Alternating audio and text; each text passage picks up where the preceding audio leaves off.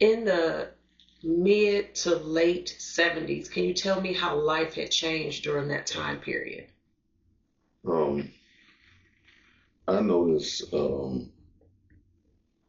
just from documentaries, listening to people in my family, after the '67 rebellion or riot or whatever you want to call it,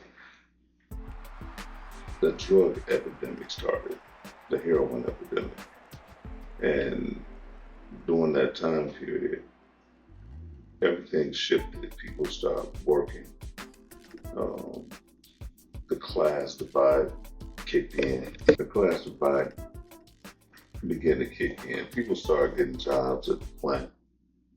And the ones that didn't associate with drugs no more, drinking from the 70s, the early 70s, late 60s, um,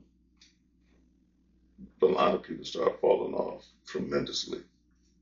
Um, they wasn't raising their children no more. They wasn't working no more. The working class became zero. They wasn't sending their kids to school no more. They wasn't disciplining their kids, and the kids had to become adults faster than normal.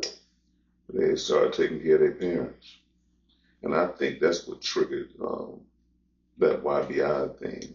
You know, in most cases, that thug mentality, because a lot of kids start messing around with drugs at a young age and start selling it and taking it.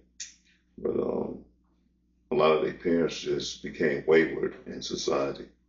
They didn't work no more. Um, they wasn't taking care of themselves no more. So it's obvious they wasn't taking care of the community no more. So does it seem like this happened overnight? Like, was it a quick transition? It was a very quick transition. I mean, from my understanding, what I paid attention to, I was young, so I didn't know what was really going on, really.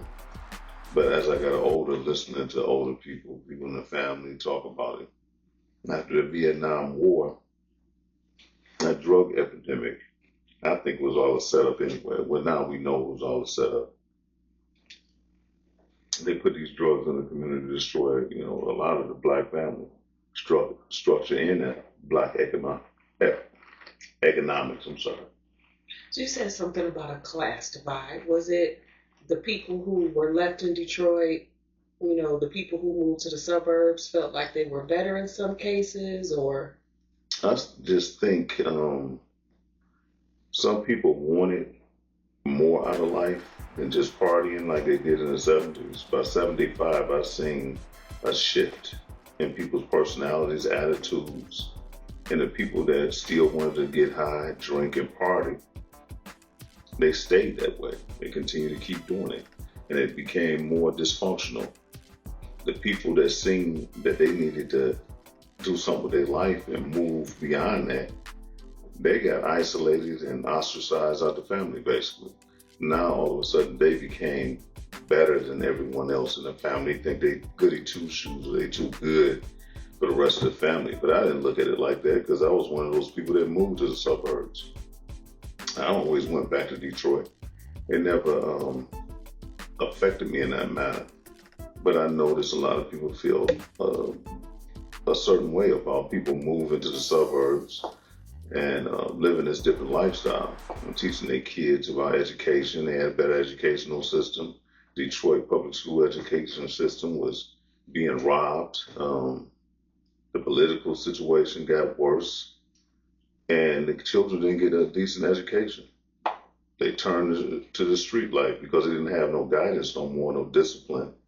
And that, like you said, that shift came real swiftly. I say, from '75 to '80, it was a major shift in the economics and the culture of the people in Detroit. People stopped doing a lot of things that they used to do, like making sure children was off the street at a certain time.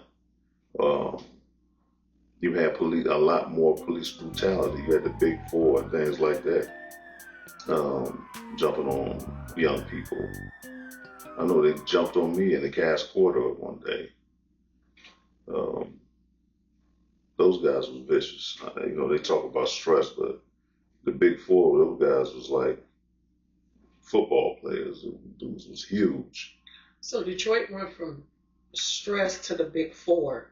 Um, what brought about those type of police officers in the city? From my understanding, the stress was just a racist group of cops that was, abusing and killing black people. You know, I don't know too much about stress, but that's from what I heard. Stress was a brutal killing machine, legal killing machine. But I've seen a major change in society from 75 to 80. I know I moved down south in 75 for a minute. Went to school, lived with my grandparents, my uncles and aunts. That was a major change in culture. Okay. You know, Can you tell us about that difference in culture? Because I know back then that was a big shift in culture from Detroit to yeah, down south. Detroit was a lot faster, a lot more flamboyant. People in the South was back then.